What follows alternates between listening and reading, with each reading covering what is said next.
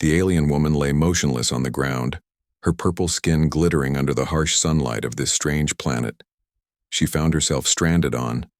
Her spacecraft had crashed in what the locals called Arizona, leaving her alone, injured, and afraid. Her name was Zira of the Celestial Legion, a mighty warrior from the Andromeda Galaxy. But now she was at the mercy of this world and its inhabitants. She heard footsteps approaching, cautious and measured. A human appeared wearing what she recognized as military attire from her studies of this planet. His weapon was drawn but not aimed directly at her. A sensible precaution, the human soldier knelt beside her, keeping a respectful distance. His eyes were blue like the oceans of her homeworld, something she never thought she would see again. "My name is Jack Miller, United States Army Special Forces," he said softly. "Are you hurt?" The sound of a human voice speaking directly to her instead of shouting orders to capture or kill her was unexpected. The translation device embedded beneath her skin worked perfectly, allowing her to understand his words. She had studied humans for years before her mission went wrong. They were classified as dangerous, unpredictable, primitive. Yet somehow this one showed. Concerned, Zira attempted to move, but pain shot through her leg. The crash had broken something important. She nodded weakly, unable to speak, as her vocal translator had been damaged in the impact. Jack seemed to understand. He spoke into a device on his wrist, pulling back slightly. "I need medical at my position over unusual situation. Code Bluebird." He looked back at Zira and did something extraordinary. He smiled. The Celestial High Command had always portrayed humans as violent creatures eager to dissect any alien life they encountered. Yet here was one calling for help rather than reinforcements. The data must have been wrong. Zira watched as Jack removed a small kit from his pack, applying something cool to her injuries. The pain began to subside almost immediately. Human medicine was more advanced than her species had believed. Another miscalculation. More humans arrived soon after, medical personnel in white uniforms who approached with caution but without fear. They worked efficiently, speaking in low voices as they stabilized her injuries. A female human with short blonde hair named Kate seemed to be in charge. Her hands were gentle as she examined the unusual anatomy before her. "These are third-degree burns on her left side," Kate said to Jack. "But the physiology is completely different from ours. We're using human treatments on an alien body. We're guessing at best." The soldier nodded, but his expression remained calm. "This is the first peaceful contact we've had," he replied. "Need to keep her alive. The government scientists can figure out the rest when we get her to base." Zira understood their dilemma. Her species' healing protocols were vastly different from human methods, yet these humans were trying, despite the unknowns. Such compassion was not documented in any of her intelligence briefings. She managed to activate her emergency vocal system. Though the effort drained her remaining energy, the translator sparked to life. "My blood is copper, based not iron," she whispered. "Your medicines may poison me." The humans froze, staring at her in shock. Jack recovered first, leaning closer. "She speaks English," he said with wonder. Then addressing her directly, "How do you know our language study?" Zira managed to say before her system began to fade again. Long study. Kate immediately ordered a change in treatment protocols. "No more human medications," she commanded sharply. "Get the field analysis kit. We need to know what we're dealing with." For 3 days, Zira drifted in and out of consciousness as the humans worked tirelessly to save her life. They had moved her to a secure facility, but not the dissection laboratory she had expected. Instead, she found herself in a medical ward with equipment modified to accommodate her unique biology. When she finally regained full consciousness, Jack was there sitting beside her bed, reading from a small device. He noticed her movement, immediately setting it aside. "You're awake," he said. "Welcome back." Zira studied him, curious about this human who had shown her such kindness. "Why help me?" she asked. Her voice was stronger now, the translator fully functional again. "Your species and mine are not allies." Jack seemed to consider her question carefully before answering. "For the same reason, anybody helps somebody in trouble," he said simply. Because it's the right thing to do where I come from, we don't leave people to die if we can help them, even if they're not from our planet. His answer confused her. The Celestial Legion had strict protocols regarding alien encounters, capture study, eliminate if necessary. Compassion was never part of the equation. Yet these supposedly primitive humans had upended everything she believed as days passed. Zira learned more about humanity than all her species' previous reconnaissance missions combined. They were complex, contradictory, magnificent in their diversity. Some feared her, yes, but others were fascinated, eager to communicate, to learn from her, as she had once sought to learn about them. Kate, the medical officer, became something unexpected, a friend. They exchanged knowledge of medical techniques, comparing the healing practices of their respective worlds. Jack visited daily, bringing items he thought might interest her: books, music recordings, small comforts.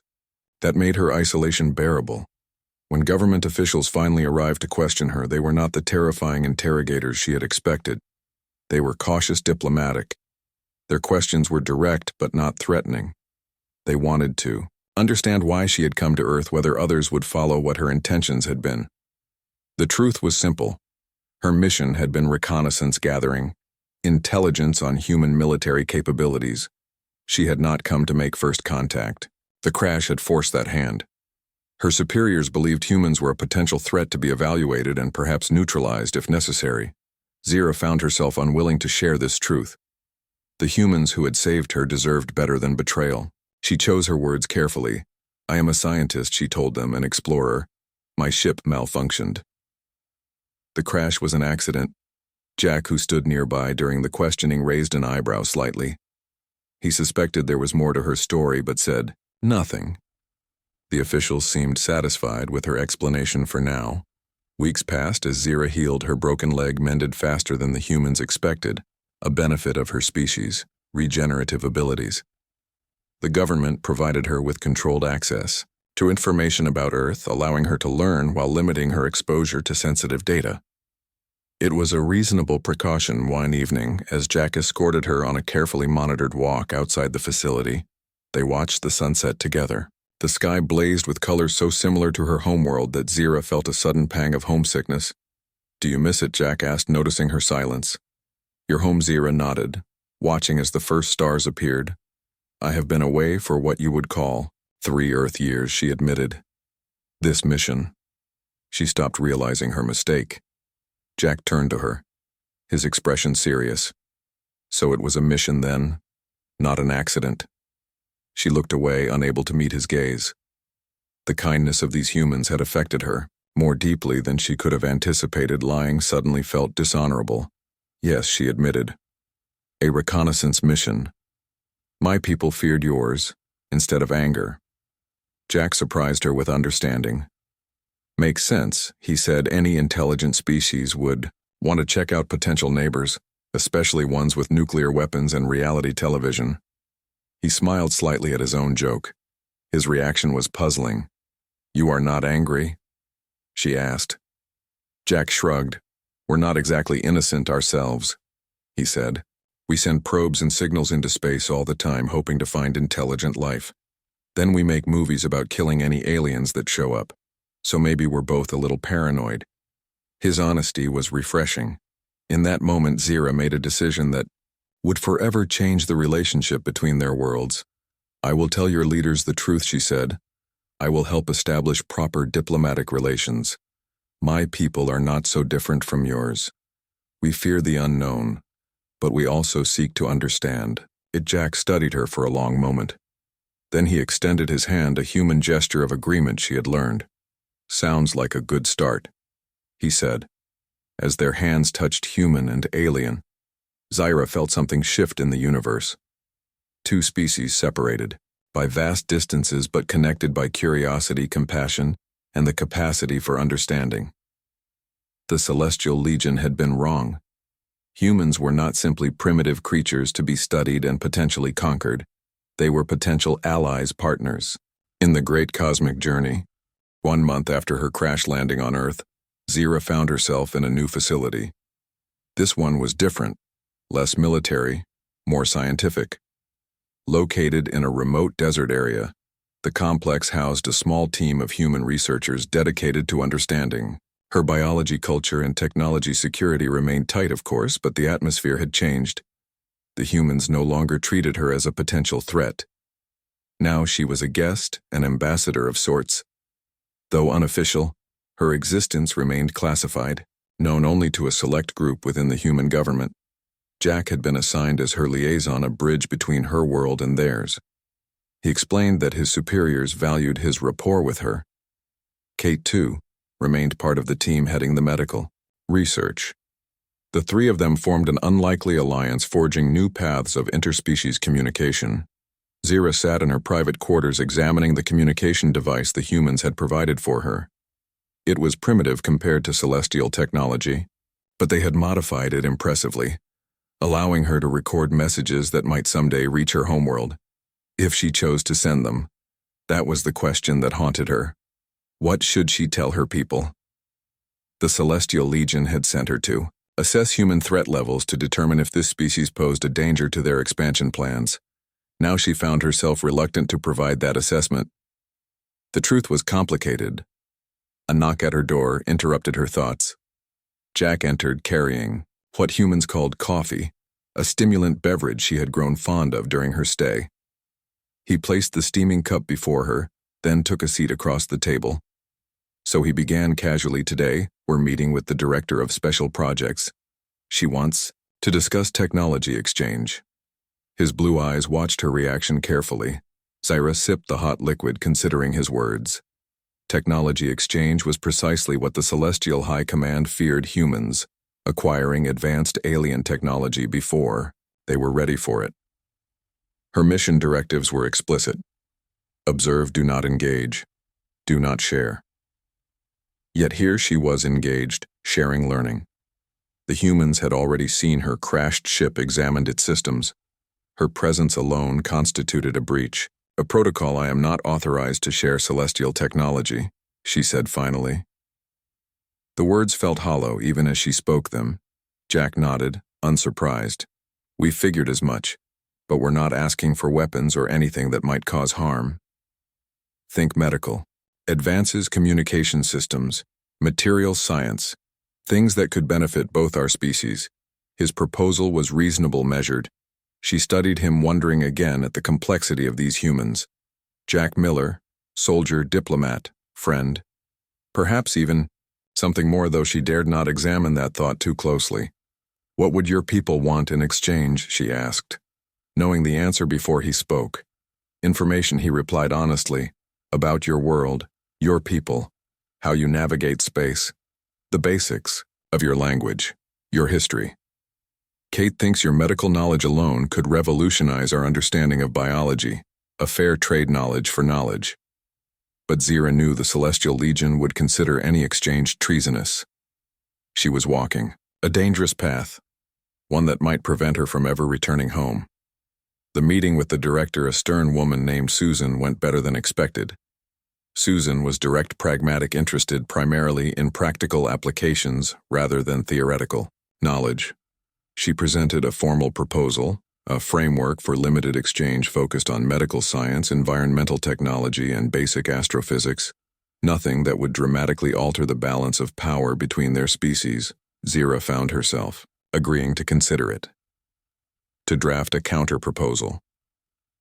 A diplomatic dance neither side had prepared for, but both were learning quickly. Later that evening, as she and Jack walked the perimeter of the facility, a permitted freedom she had earned through cooperation, she voiced her deepest concern.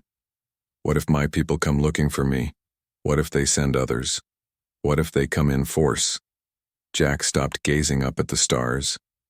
Those are the questions that keep our generals up at night, he admitted. But that's true with or without you. If your people decided Earth was a threat, they would come regardless of what happened to you. The fact that you crashed here, that we found you, that we're talking like this. He shrugged.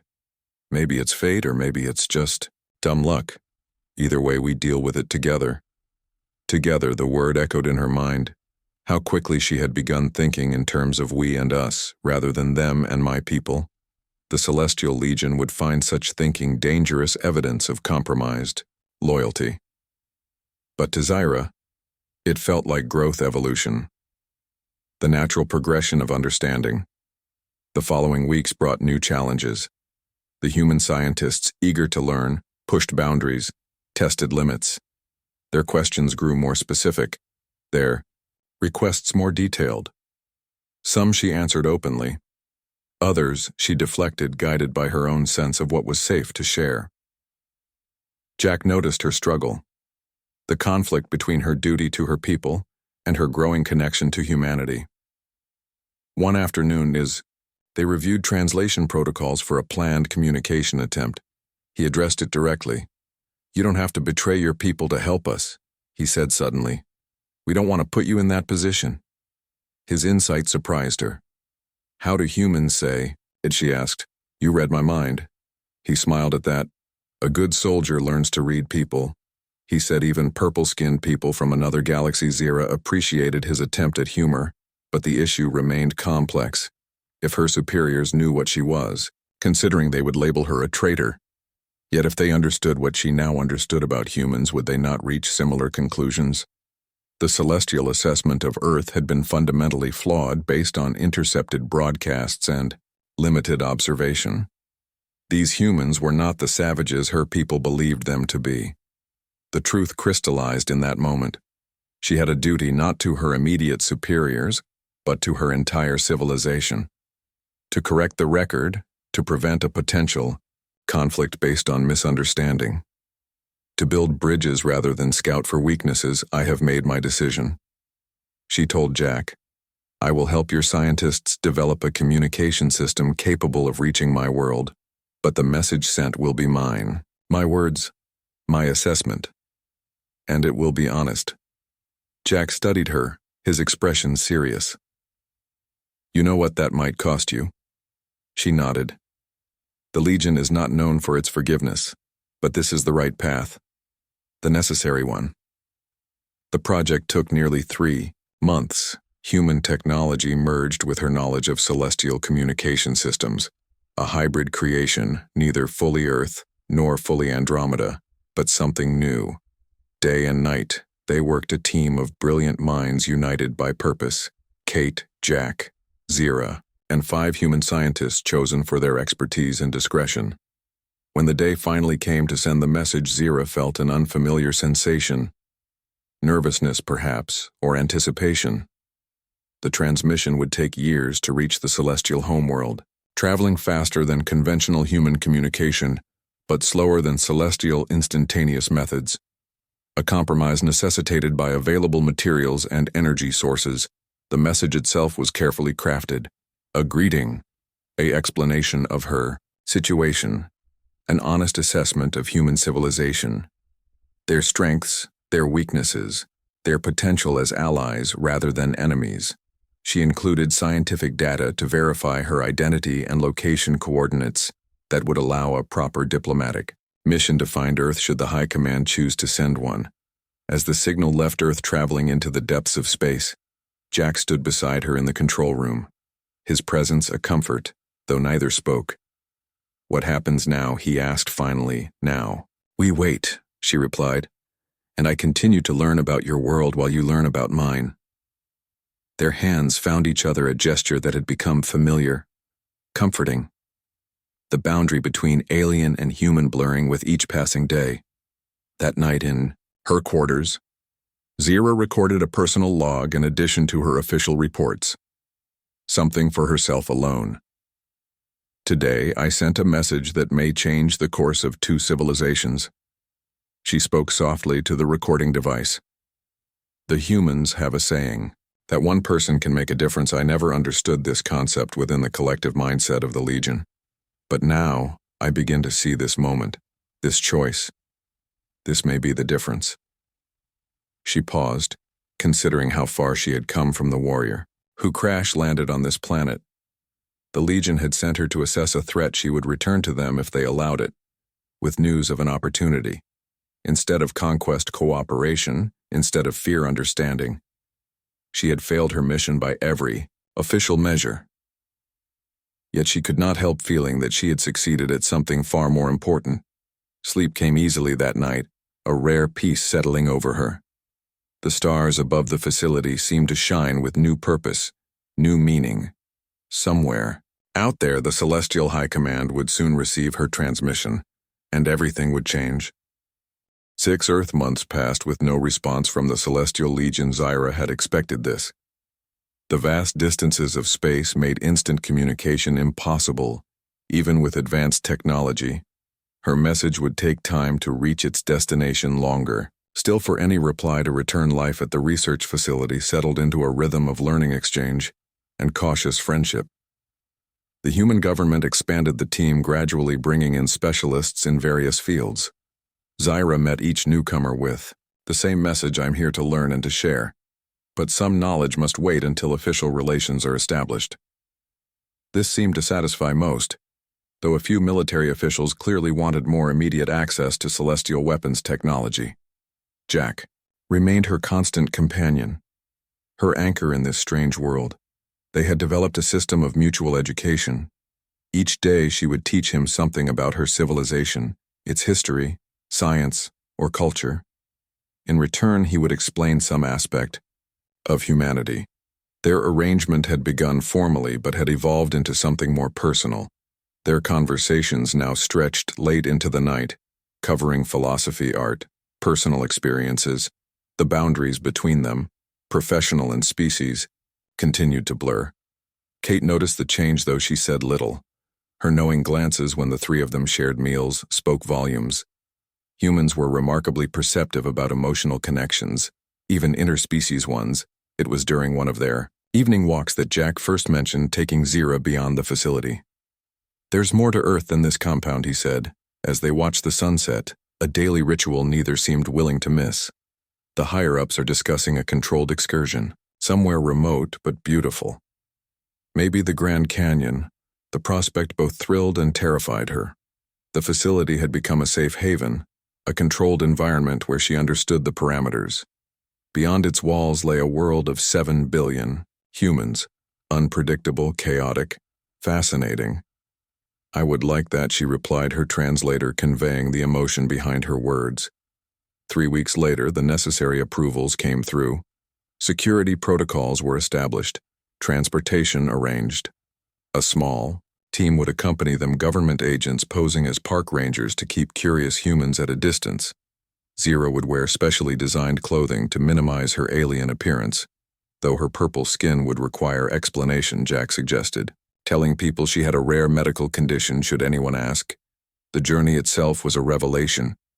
Seeing Earth from the window of the transport vehicle, rather than through satellite imagery or educational videos.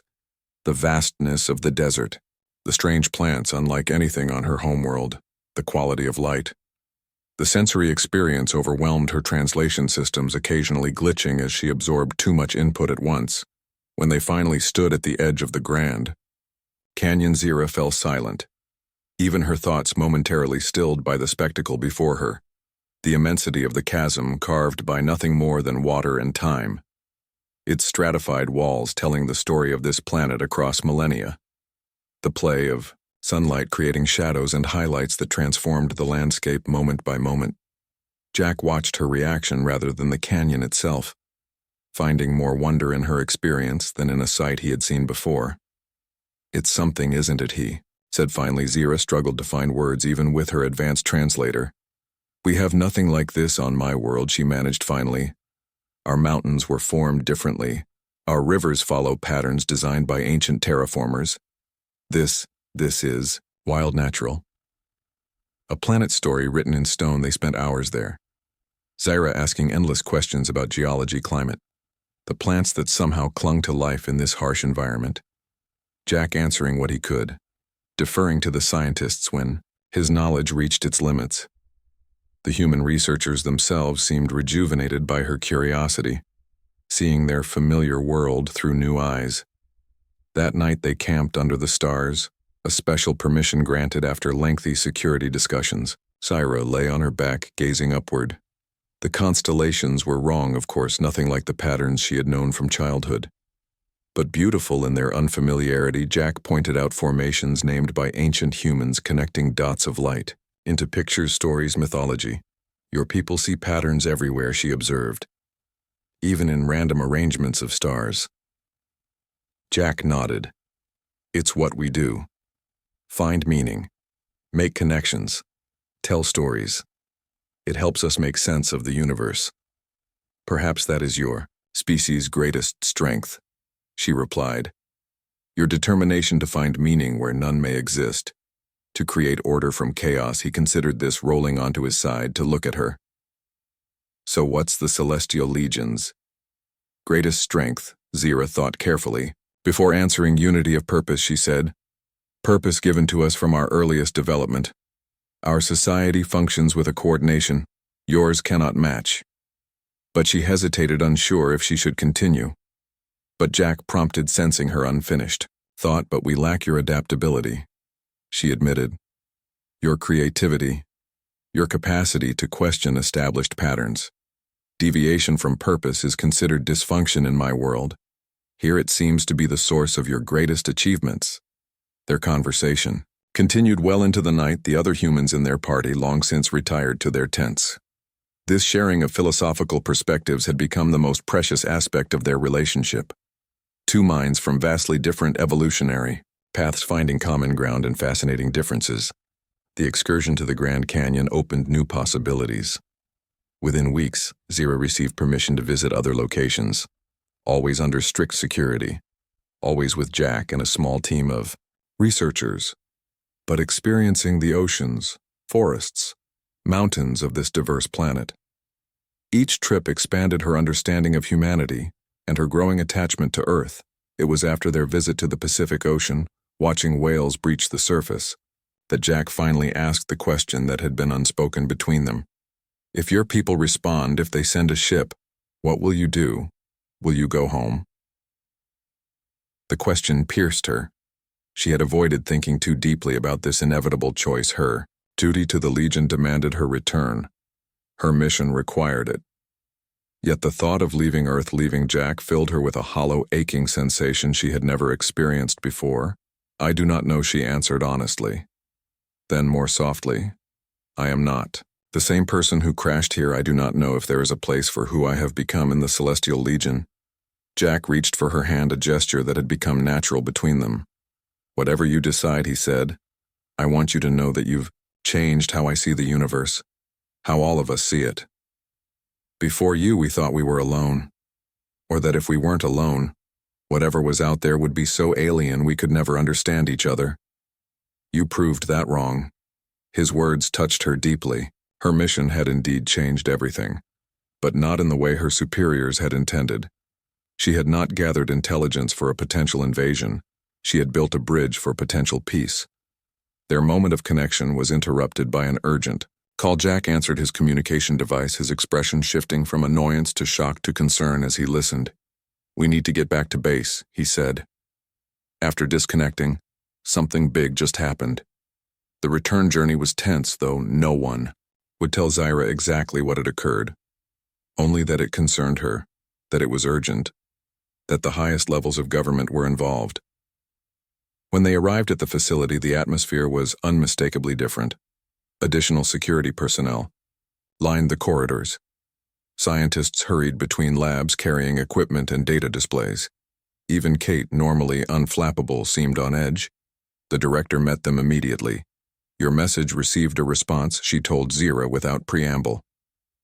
Our deep space monitoring stations detected a transmission using the exact frequency and encoding pattern you established. 3 hours ago, we're still decrypting, but the preliminary analysis suggests. Zira felt her world shift. The moment she had both anticipated and dreaded had arrived sooner than expected. They received my message, she said softly. They answered, but that wasn't all. The director continued. The transmission came from much closer than your homeworld. Our calculations suggest its origin point is within our solar system. Approaching Earth, Jack looked at Zira, his expression unreadable. They sent a ship, he said. It wasn't a question. Zira felt conflicting emotions surge through her systems. joy at contact with her people, fear of their intentions, uncertainty about her own loyalties. The Celestial Legion did not send ships lightly. If they had dispatched one in response to her message, their interest in Earth had escalated dramatically. "I need to see the transmission," she said. "As soon as it's decoded, I am the only one who can interpret it properly." The director nodded. "We were hoping you'd say that our linguists are struggling despite the translation matrix you provided. Some concepts don't seem to map correctly." Within hours, Zira sat before a screen reading the message from her people. The words were formal, direct, unmistakably celestial in tone. "Lieutenant Commander Zira, your situation is acknowledged. A diplomatic vessel has been dispatched to retrieve you and establish preliminary contact with the indigenous civilization. Prepare the human authorities' arrival estimated in 14 planetary rotations. Provide landing coordinates." She read it twice. Then a third time. The implications were enormous. The Celestial Legion accepting. Her assessment taking the unprecedented step of official first contact, and they were coming for her. The news of an approaching celestial vessel threw the facility into organized chaos. Human governments around the world were notified through secure channels. Emergency meetings convened as officials struggled to establish protocols for humanity's first official extraterrestrial contact. Military forces were placed on alert. Though carefully positioned to appear non-threatening, scientists prepared endless questions and briefings. Political leaders drafted speeches for every possible outcome. Through it all, Zira became the center of a storm of preparation. Her knowledge, her insights, her predictions about celestial behavior, suddenly critical to Earth security and diplomacy. She worked tirelessly guiding human preparations, explaining celestial customs, hierarchy, communication styles, the subtle differences in body language that could prevent misunderstandings, the taboos and courtesies that might mean the difference between successful negotiation and diplomatic disaster. Jack remained by her side, translating not just her words but her intentions, helping humans understand nuances their systems might miss. The bond between them strengthened through this shared purpose, though neither spoke of what might happen after the celestial ship arrived 10 days before the expected arrival. The question of landing site was settled. A remote desert location not far from the original research facility, large enough to accommodate whatever vessel might appear, secure enough to satisfy military concerns, accessible enough for necessary personnel. The area was quickly transformed, cleared, leveled, equipment installed. A temporary compound of prefabricated buildings arose around the perimeter, housing for diplomatic staff, laboratories, communication centers, security posts. 8 days before arrival, Zira was summoned to a meeting with the highest-ranking officials, yet representatives from major world powers gathered in a secure underground chamber, their faces solemn, their questions direct. "Can we trust them?" asked a stern woman introduced only as the secretary. The secretary of what was not specified. Zira considered her answer carefully. "The Celestial Legion values precision and clarity in agreements," she said. "They do not break their stated word," but she hesitated. "They may interpret agreements differently than humans would. Their perspective spans centuries.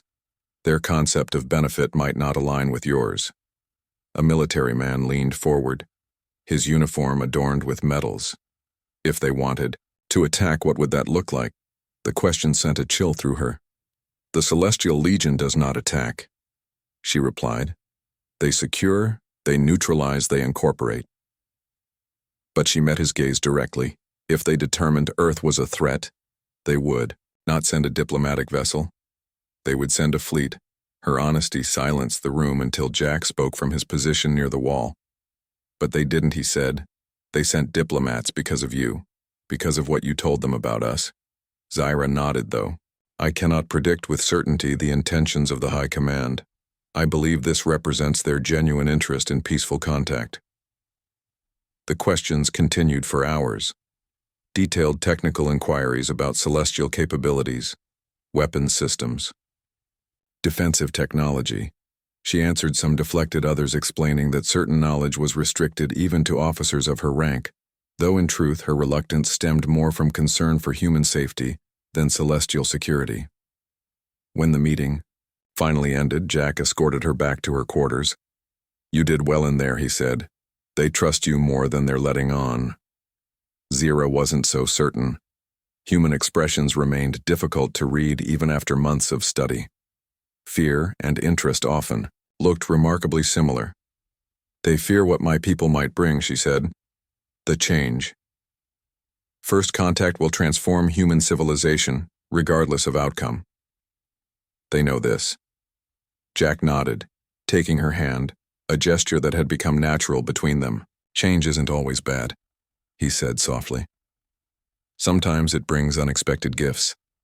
His eyes met hers briefly before looking away. 5 days before arrival, Zira began experiencing unusual sensations, a heightened awareness, elevated sensory input, restlessness. Kate examined her, concerned about possible stress reactions or unknown biological processes, but Zira recognized the symptoms: connection.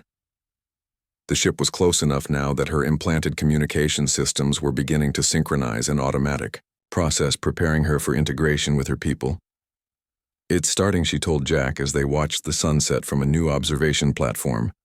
The reconnection. I can feel them. He tried to understand, what does it feel like?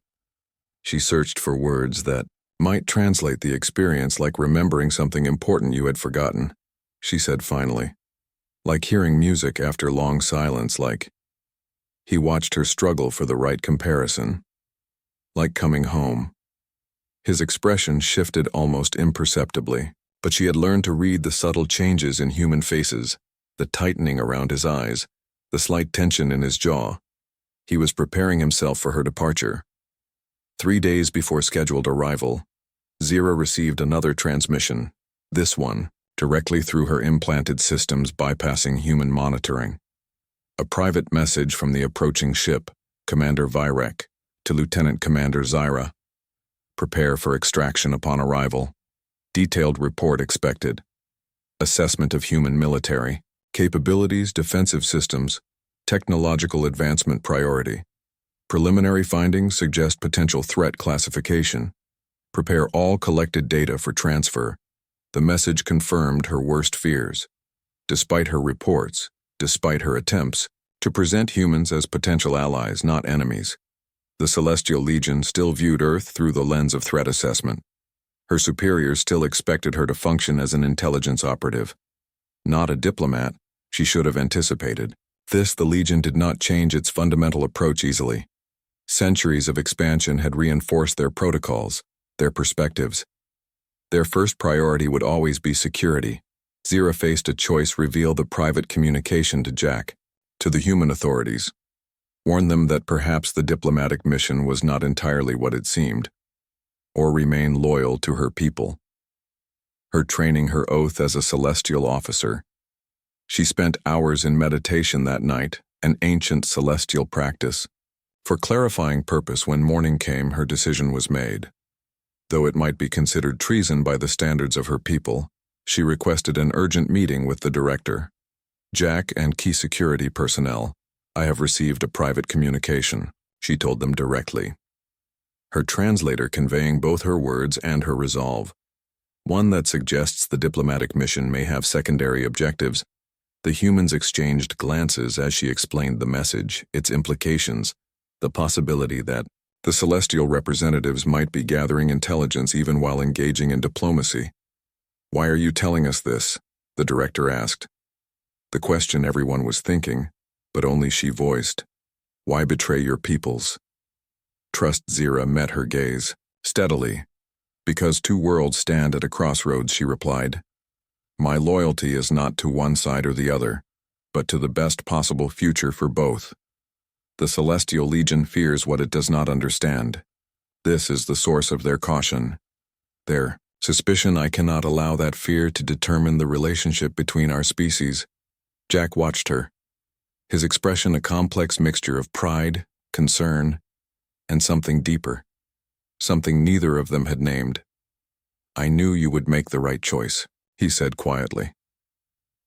The final days before arrival passed in tense preparation.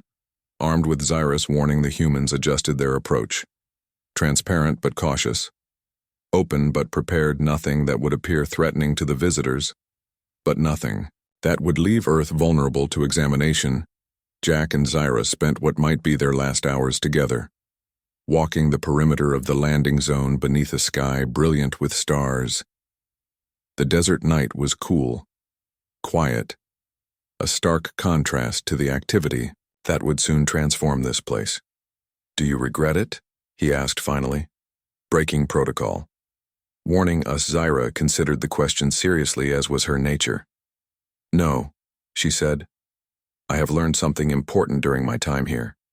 Something the Celestial Legion has forgotten in its long expansion, that true strength comes not from dominance but from connection, not from security, but from trust." He stopped, turning to face her, the moonlight casting strange shadows across his features. "I want you to know," he began, then hesitated. "Whatever happens tomorrow, whatever you decide about staying or going, you have changed us, changed me. We will never see the stars the same way again." Zyra felt an unfamiliar sensation, a tightening in her chest, a warmth, that her species biology equivalent to human emotion. "In my world," she said, "we do not have a word for what has grown between us. The closest translation would be resonance, the alignment of purpose between two beings. But it is an inadequate description." Jack moved closer, his hand finding hers in the darkness.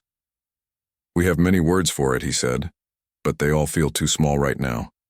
They stood together in silence, watching the stars. One from Earth. One from a distant world, united by something neither had expected to find. The night before arrival, Zyra could not rest. Her systems hummed with anticipation, with connection. She could sense the approaching ship now, its energy signature familiar yet strange. The vessel carried 20 celestial representatives, including a high commander, rare for a first contact mission, evidence of how seriously they took her reports, how significantly she had altered their approach to Earth. High Commander Virek studied the assembled humans, his expression revealing nothing to them, though Zyra could read the subtle indicators of surprise assessment calculation.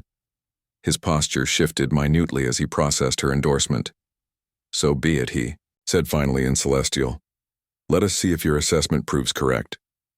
The first meeting between Celestial representatives and Earth officials took place in a specially prepared structure halfway between the landed ship and the human compound, a neutral space designed according to Zyra's specifications with accommodations for both species, biological needs and cultural preferences. Jack sat across from Virek, their positions symbolic of the bridge being formed. Zyra between them, translator, facilitator, the living link between worlds. The initial exchanges were formal, cautious, each side presenting carefully prepared statements of peaceful intent, scientific curiosity, cultural exchange. Beneath the diplomatic language, both sides evaluated, assessed, search for advantage or threat. Zyra had expected this. The dance of first contact, the careful measurement.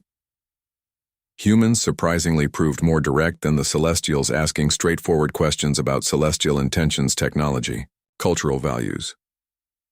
The Celestial delegation responded with precisely calculated answers, revealing enough to demonstrate openness while protecting sensitive information. 3 days of talks extended to 5, then 7. The discussions growing more substantial, less ceremonial. Scientific teams began limited exchanges, sharing basic astronomical data, biological samples, agricultural techniques. Historical accounts were traded, heavily edited on both sides, but offering glimpses into each civilization's development. Zyra moved between groups, observing the interactions with growing hope. The initial wariness was giving way to genuine curiosity.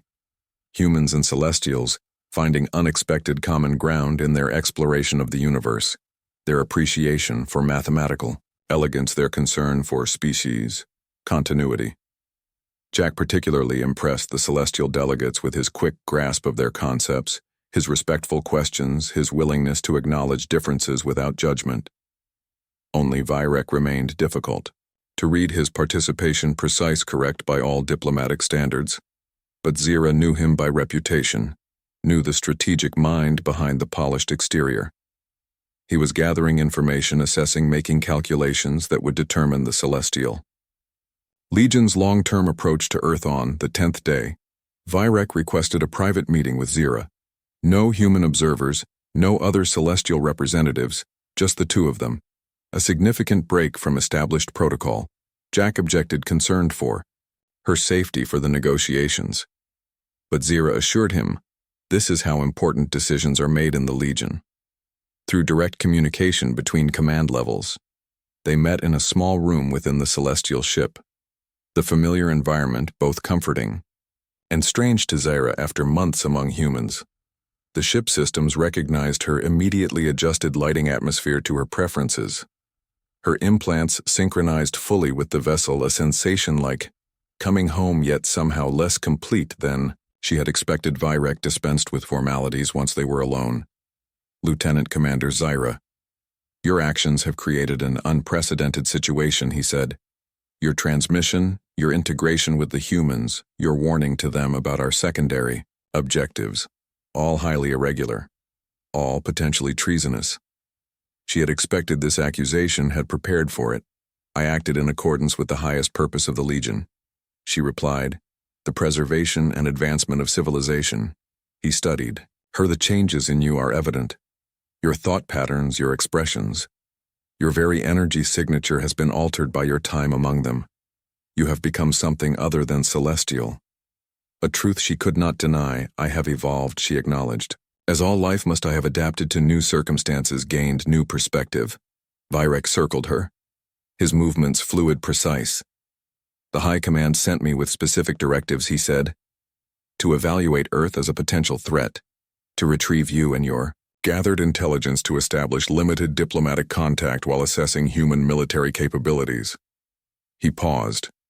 Their primitive technology, their division into competing factions, their unpredictable emotions, all suggest caution at minimum, containment as standard protocol. Zira felt a chill at his words. Containment, the Legion's euphemism for neutralizing potential threats, isolating developing civilizations, until they either destroyed themselves or reached a level of unity. The Legion deemed acceptable, a process that could take centuries, during which Earth would be effectively quarantined. I believe containment would be a mistake, she said carefully. These humans, their division, their emotion, their apparent chaos, these are not weaknesses but sources of strength. Their diversity creates resilience, their competition drives innovation, their connections to each other forge bonds stronger than our unity of purpose. Vyrek showed no reaction, but she continued, knowing this might be her only chance to influence the Legion's decision. They saved me, she said, when they had no reason to. When I was their potential enemy, their curiosity outweighed their fear, their compassion exceeded their caution.